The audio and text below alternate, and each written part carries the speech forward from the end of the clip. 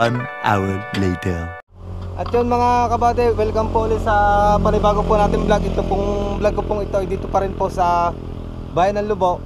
At kanina po ako galing ng Barangay Lagadlarin dun po sa Castellum Bataw. Ngayon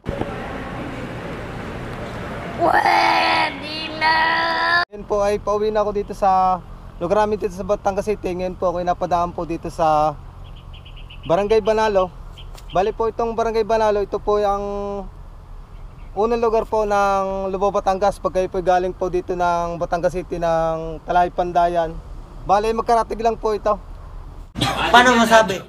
At masasabi ko po talaga na napakarami pong mga magandang beach po na pwede pong mapuntahan po dito sa bayan po ng Lubao. Kagaya po nitong sa nakikita po ninyong ito sa Barangay Banalo.